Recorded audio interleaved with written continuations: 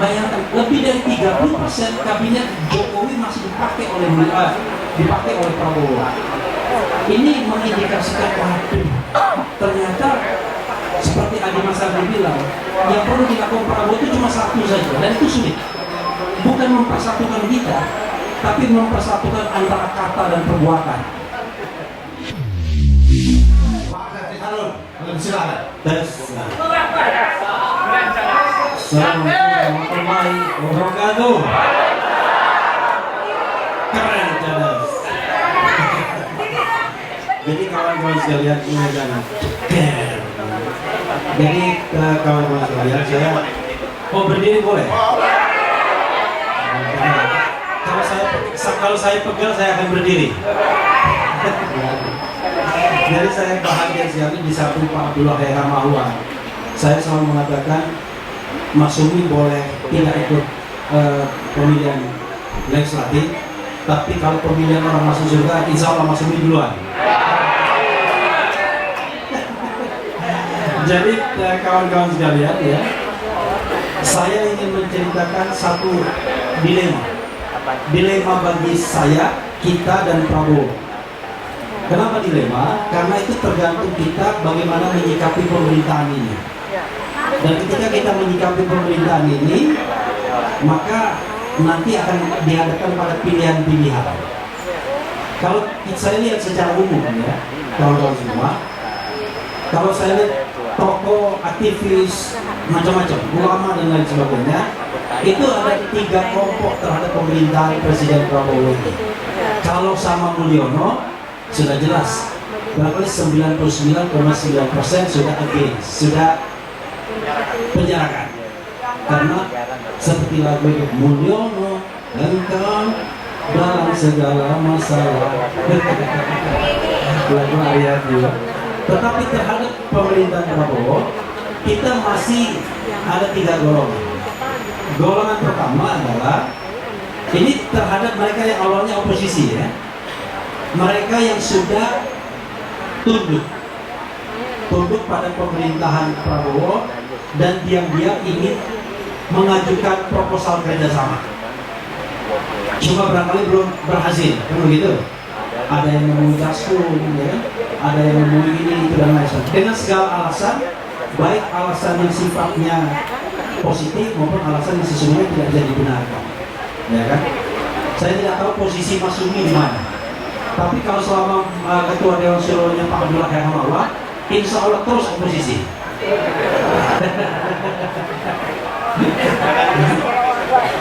Iya kan, maksudnya ini sikap dari pemerintahan Prabowo kan.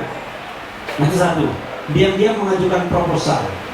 Yang kedua adalah orang yang in between, tidak mengajukan proposal untuk ikut berkuasa, tetapi dia kemudian ingin melihat 100 hari, setahun, menjadi pengkritik yang konstruktif dan lain sebagainya.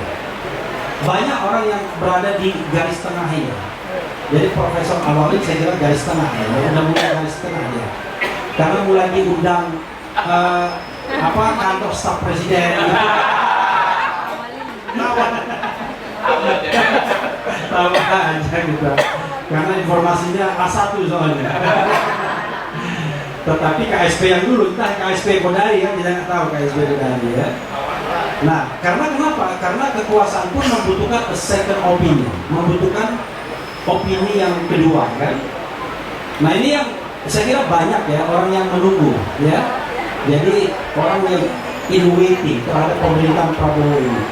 Nah yang ketiga, orang yang sudah mengambil sikap radikal, sikap yang pokoknya apapun yang dilakukan pemerintahan Prabowo, dia akan memberikan pendekatan oposisional. Pokoknya kalau Prabowo bilang B, cari mana yang kurang dari B-nya. Nah itu oposisi yang sudah royal, bukan lagi loyal. Saya terus terang saja berada pada dilema. Mungkin dilema itu mau saya sampaikan ke bapak-bapak juga. Kalau soal ikut pemerintahan Prabowo, saya sudah bilang dengan sadar dan berkali-kali, sampai 5 tahun saya tidak akan mengikuti pemerintahan Prabowo Gibran. jabatan apapun yang ditawarkan akan saya tolak.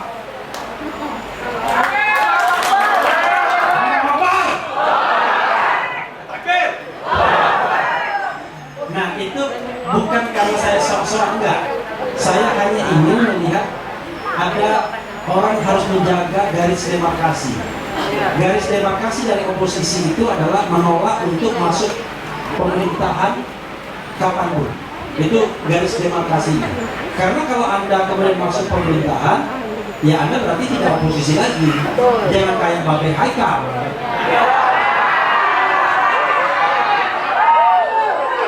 Oposisi itu aneh itu. Oposisi terhadap kebaikan dan keburukan. Sontoloyo yang namanya. Itu sih amar ma'ruf nahi munkar, namanya bukan oposisi. Kalau oposisi itu secara sadar menarik diri dari terlibat dalam pemerintahan, tapi memberikan masukan, entah masukannya royal atau masukannya loyal. Ya kan, ada oposisi yang loyal, ada oposisi yang royal. Royal itu kritik frontal, bila perlu menjatuhkan. Tapi loyal ya konstruktif, memberikan alternatif masukan dan lain sebagainya. Itu saya berada pada posisi yang ingin memberikan waktu kepada pemerintahan Presiden Prabowo sesungguhnya. Karena kita kan harus bersikap adil, Pak Abdullah ya. Bersikap adil karena pemerintahan ini baru berjalan sampai hari ini kira-kira baru ya setengah bulan ya. Oh enggak, belum sampai 1 bulan, 18 hari. Jadi selama 18 hari tersebut rasanya tidak adil kalau kita sudah sampai pada final judgment, pada final say. Kalau sama Mulyono ya sudah jelas, ya kan? Bicarakan, adili. Anaknya kan ada kasih lagunya kan? Fu fa maksulin aja. Kan udah jelas ya? Ibu-ibu lebih tahu lagu itu ya.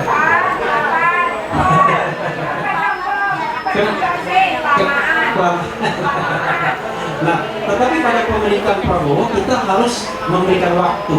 Hanya kita objektif, ya kan? Prabowo ini begitu dia berpidato, senang sekali saya. Pidato sebelum dilantik ya, pidato di PAN, pidato di Nasdem, kemudian di interview di Qatar Economic Forum, pidato di tempatnya sendiri Gerindra, pidato di PKB, dan insya Allah dia tidak akan pernah datang untuk berpidato di Masyumi ya. Nah, kalau Prabowo bisa berpidato di Masyumi dengan lancar, ya kan? Hebat ya. Karena ilmunya dia lama kom dari sini. Nah, dulu kita berpikir ini dia akan do action setelah dia dilantik. Karena soal pelantikan ini waktu itu ngeri-ngeri sedap. Ketika kita bikin aksi tanggal 13 Oktober, wah itu heboh sekali. Balai Sudirman dilarang, kemudian di Bidakara dilarang, akhirnya kita pura-pura di Grand Alia press conference, padahal kita bikin statement juga. Karena ada dua kepentingan pada waktu itu. Prabowo tidak mau digantung pelantikannya. Coba bayangkan kalau Mulyono nekat tiba-tiba dia bikin dekret kembali pada Undang-Undang Dasar 45, kemudian pemilihan oleh MPR terpilih kembali dia. Dulu saya mikir nggak mungkin dia berani, tapi kalau lihat kekuatan hari ini dengan penersangkaan Tom Lembong dan lain sebagainya, buzzer-buzzer masih kuat, ternyata masih kuat barang itu ya kan? Dan hari ini dia ke Jakarta dan kata Partai Golkar akan diumumkan kader luar biasa. Jangan-jangan dia yang akan diumumkan sebagai kader Golkar.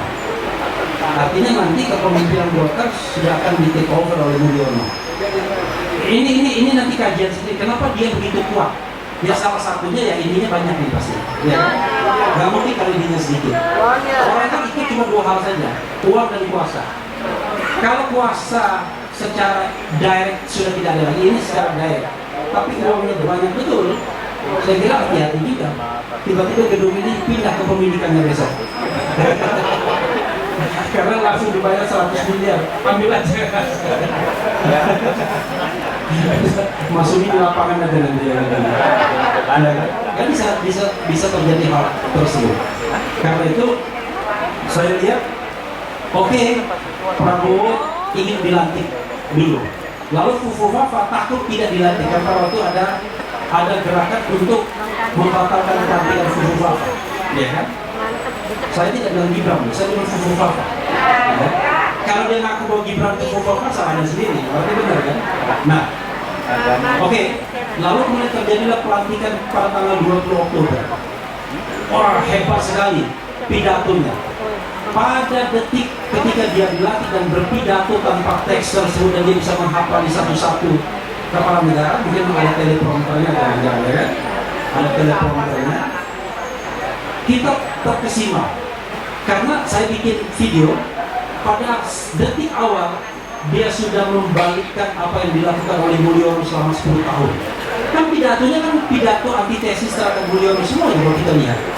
Soal korupsi, soal oligarki, soal macam-macam, ya kan? Dan kalau kita baca lagi bukunya Paradoks Indonesia yang dia bikin, tambah lagi kita yakin, wah ini keren ini orang, ya kan? Keren. Jangan-jangan waktu dia panggil calon-calon menteri Mulyono itu cuma gimmick doang, ya kan dipanggil ini. Dan setelah dia dilantik pagi hari, malamnya dia umumkan tabungan optimisme itu langsung turun. Langsung turun. Dari 48 menteri, setidaknya 18 menteri itu mereka yang pernah diangkat di era Jokowi.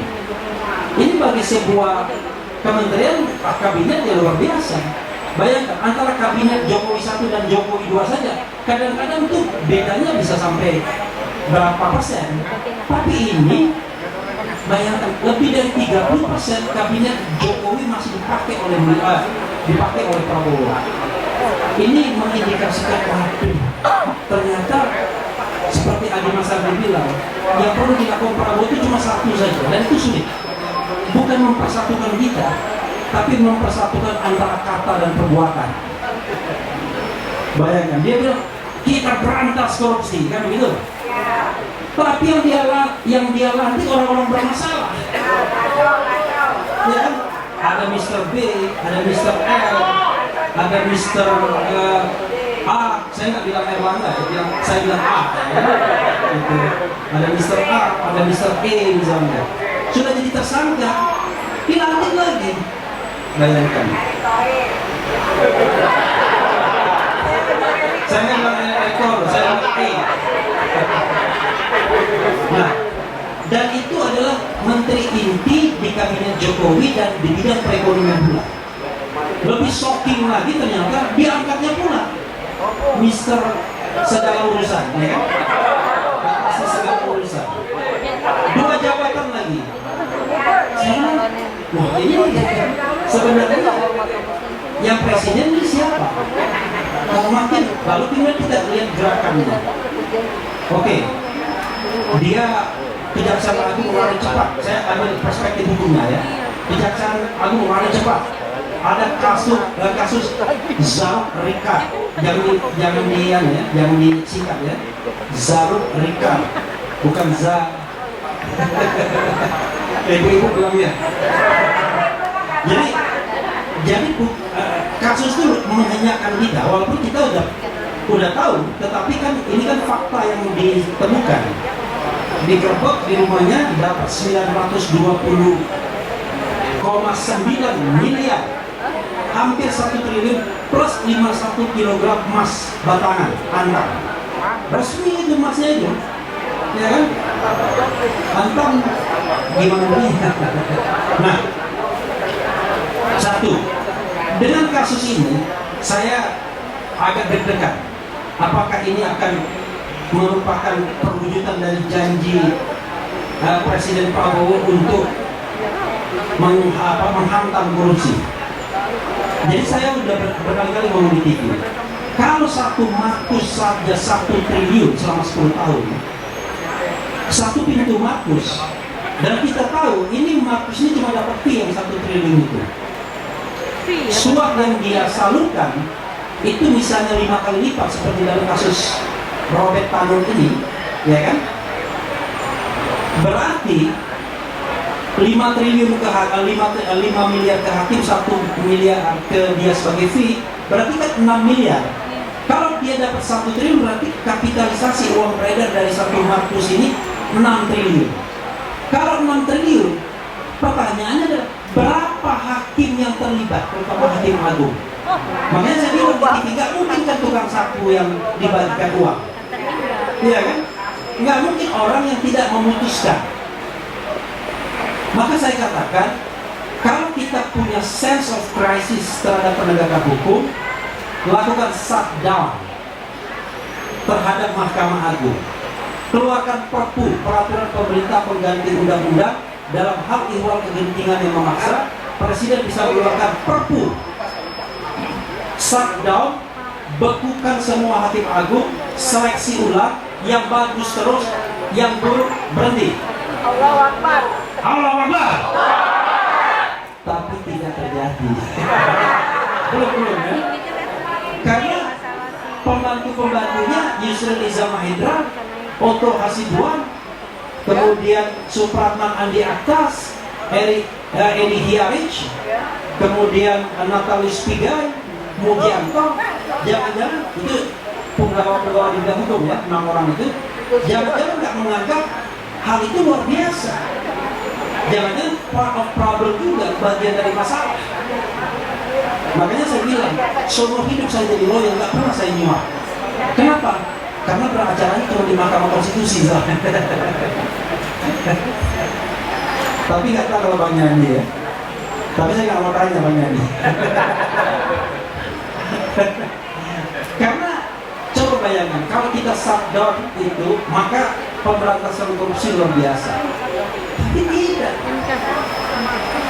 Zalm Rikarnya ditangkap, nanti diproses. Paling kena berapa tahun? Sampai di MA dia juga yang menyidangkan. Selesai. Dengan uang, iya kalau uang 1 triliunnya itu kembali ke negara, jangan-jangan ditilep juga.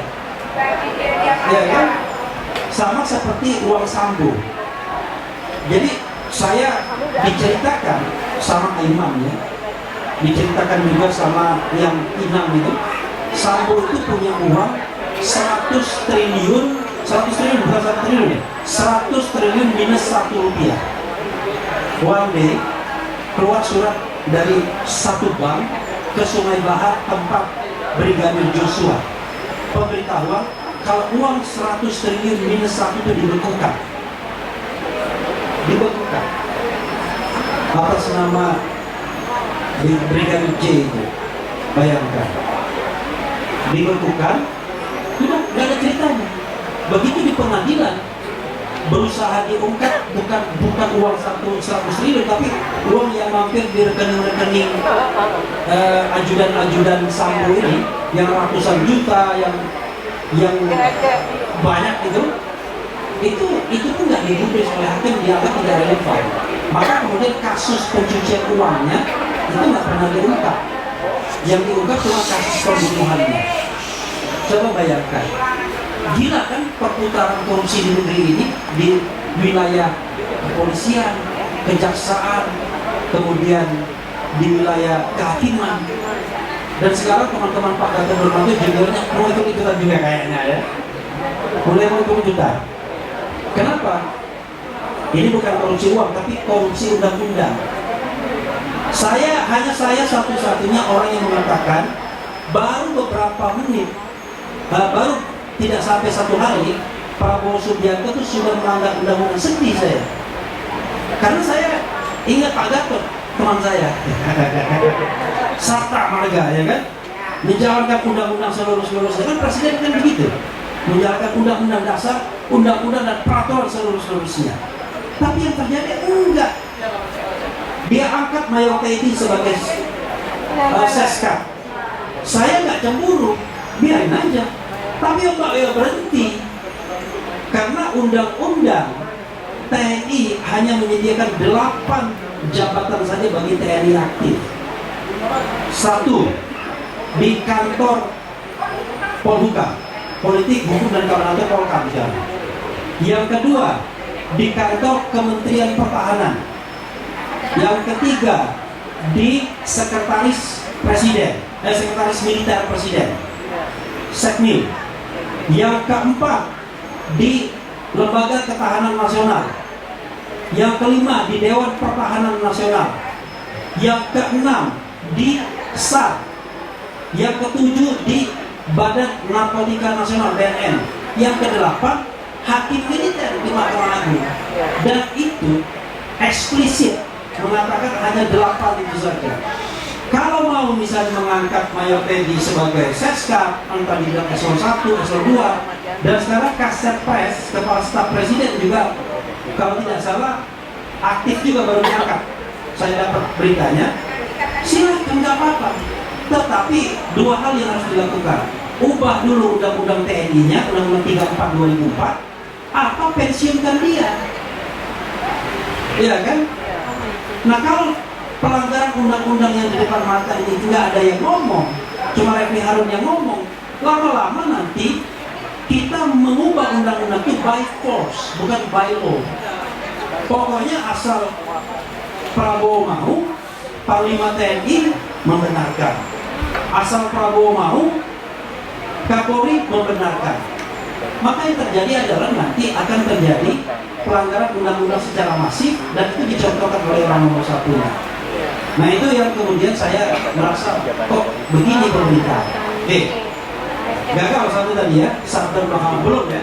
Mudah-mudahan tiba-tiba besok mendengarkan Mas Sumi dan sampai Pak Abdullah, Prabowo berpikir, iya benar juga, kita sabda aja Mahkamah Agungnya, ya kan? Amin. Takbir. Nah, yang kedua, yang hampir gagal juga yang membuat saya kemudian tabungan optimismenya itu mulai turun adalah ternyata hasil pansel KPK nggak ditarik oleh Prabowo. Padahal Jokowi sengaja membuat pansel dan kemudian memilih orang-orangnya agar in favor kepada dia nantinya. Tetap dia ingin kuasai KPK-nya. Tapi ternyata kemarin saya baca Hadi Prasetyo Setnek mengatakan bahwa dia habisin waktu aja, kita nggak mau lagi, kita konsentrasi ke lain. Jadi dia menganggap nggak penting itu namanya memiliki KPK yang kredibel. Gagal, ya kan? Dua sudah gagal. Yang ketiga adalah saya berharap dia mengeluarkan Perpu untuk mencabut Undang-Undang 19 2019 tentang perubahan kedua Undang-Undang KPK. Undang-undang itulah yang melemahkan KPK. Kenapa? KPK sekarang pimpinannya itu bukan penegak hukum loh. Sekarang, jadi kalau dia mau menersangkakan orang, bukan mereka. Dan di KPK sekarang, kemarin berapa hari yang lalu kami datang di KPK, saya, Abraham Sama, macam-macam saus itu orang, mengeluh mereka. Terpecah dua, kan 4 orang tinggal. 2 pro ke sana, 2 lagi pro keadilan lah. Ya ada faksi keadilan, ada faksi sejahtera kayaknya kan. Nah, mereka mau menersangkakan salah satu wakil menteri yang sudah tersangka dan menang di pra peradilan. Nggak bisa, karena sudah dikuasai oleh penegak hukum di sana. Makanya dia bilang orang KPK, kantor Polsek Kuningan, katanya begitu. Nah, karena itu gagal. Yang ketiga, mimpi saya. Yang keempat, saya bilang, coba rekrut kembali orang-orang kredibel yang dibuang di masa Mulyono, yaitu Novel Baswedan dan kawan-kawan, sepanjang masih fit dan masih proper, kan gitu, dan masih mau. Kelihatannya juga nggak ada reaksi. Jadi 4 indikator untuk menunjukkan bahwa ada keseriusan dalam memberantas korupsi nggak ada. Yang ada adalah menersangkakan Tong Lembong. Saya bukan teman Tong Lembong. Tong Lembong kan temannya Anies Baswedan sama Awal Rizki. Saya baru 2 kali ketemu Tong Lembong. 1 di mobil komando, 22 Agustus, satunya lagi di channelnya Yusuf Marta. Tapi alhamdulillah, Refli Harun terima 400 miliar dari Tong Lembong. Keren cadang. Enggak mampu maksudnya saya kalau dapat 400 miliar. Nah, iya. Tong Lembong itu, saya tidak mau bela. Saya bilang, kalau Tong Lembong menerima aliran dana, selesai saya bela Tong Lembong di publik. Tapi yang masalahnya adalah, sampai sekarang kami masih cari-cari kesalahan Tong Lembong. Jadi aliran dananya itu masih mau dicari-cari. Begini, kita di orang hukum tahu betul, gampang menersangkakan orang. Kan ada 2 jalan untuk menersangkakan kejahatan. 1, melawan hukum. 2, memperkaya diri sendiri atau orang lain. 3, merugikan keluarga. Itu 1 jalur. Jalur keduanya, menyalahgunakan wewenang, memperkaya diri sendiri atau orang lain, dan kemudian merugikan keuangan negara. Pemdemo bisa dikenakan dua-duanya. Dianggap melanggar hukum, tidak ada rekomendasi lah, melawan hukum, tidak ada rekomendasi lah, bertentangan dengan peraturan Menteri Perdagangan dan lain sebagainya, memperkaya orang lain minimal. Orang lain itu kan perusahaan yang ikut ekspor gula itu, ikut impor gula, dan dihitung merugikan keuangan negara. Cara merugikan keuangan negara ini, kalau impor ini dilakukan oleh BUMN, harusnya untung 400 miliar, ya kan? Karena itulah keuntungan dari BUMN yang ikut impor. Tapi ini dilakukan oleh swasta, dan fee BUMN cuma 105 per kilogram. Ya kalau dijumlahkan cuma 11 miliar 25 juta. 11 miliar 25 juta dari impor yang 105 ton itu, 105 ribu ton.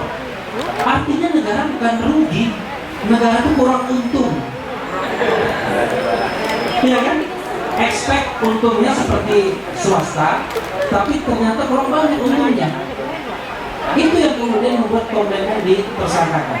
Saya sekali lagi mengatakan disclaimer, kalau Tom terima duit, maka saya tidak akan bela lagi. Tapi kalau dia tidak terima duit, jangan. Masa orang kita menzalimi orang, kan? Nah, lalu apa yang ingin saya katakan? Saya mau tunggu 100 hari untuk mungkin final say, sikap terakhir terhadap Presiden Prabowo. Indikatornya adalah, yuk kita sama-sama bikin penilaian yang objektif, rasional terhadap masing-masing menteri yang bisa kita nilai. Kalau menteri ini korup, kita bilang korup. Menteri ini tidak perform, kita bilang tidak perform. Menteri ini bagus, kita bilang bagus. Karena saya heran, orang berlomba-lomba jadi menteri, enak jadi YouTuber. Gajinya katanya cuma 18 juta, kan kecil sekali kan? Wah, gaji ini sama tunjangannya 18 juta, tapi yang lainnya nggak tahu beda. Tapi itu yang dirilis kan oleh, jadi saya heran kok orang berlomba-lomba jadi menteri, itu baru menteri, wakil menterinya lebih kecil lagi, ya kan? Tetapi let's say anggap saja dia dapat macam-macam lah, honor sana honor sini, nggak nyampe juga 100 juta per bulan, ya kan? Nah, tapi kalau Anda mau korup, ya unlimited. Seperti menteri yang dulu saya kalau melihat mobil mewah, marah saya. Saya melihat, oh ini marah saya. Ternyata enak juga barang itu. Saya nggak ngomong ya. Coba bayangkan, kan tidak rasional. Kalau kita bicara tentang orang menjabat selama sekian tahun jadi menteri, kekayaannya luar biasa tinggi, tapi dia nggak kerja. Kayak Umar bin Khattab kan komplain sama gubernur-gubernurnya. Nah, ada gubernur yang bilang, saya ya khalifah, saya kerjanya di luar jam kantor katanya, di luar tidak jam kantor. Iya, tapi kan Anda kan pemimpin, Anda gubernur, kan Anda harus mikirkan rakyat 24 jam. Kalau ada rakyat nggak makan, rakyat kesusahan, kan harus Anda pikirkan. Tapi kalau Anda berbisnis, berarti Anda seperti pegawai. Keluar itu Anda bisnis kemana-mana, nggak mikirin rakyat. Jadi kalau mau jadi pemimpin, apalagi kata Hatta, yang namanya menteri adalah pemimpin sehari-hari sesungguhnya. Jadi menteri itu bukan pegawai teknis administratif. Nggak perlu saya profesor X dan lain sebagainya, saya ini dan lain sebagainya. Nggak penting gelar akademik yang hebat-hebat. Yang penting adalah punya leadership baik, punya visi, bisa mengarahkan. Kemudian yang penting manajemen yang baik. Bagaimana menggerakkan birokrasi. Ada menteri menghadap DPR, saya didukung oleh pihak luar, tapi saya nggak didukung oleh birokrasi saya. Iya lah, yang pihak luar yang mendukung untuk pengembangan. Menteri apa? Saya tahu menteri apa. Saya kira karena itu 100 hari kita evaluasi menteri, kita rekomendasikan pada Prabowo, kita minta ganti orang baik. Syukur-syukur Pak Gatot bisa masuk nanti, Bang Yaya bisa masuk, kemudian Bang Awalil Rizky bisa masuk. Dan yang kedua cuma saya sama Pak Abdullah yang Hamahwa saja. Biarlah kami yang oposisi, karena jadi oposisi itu berat. Biarlah kami.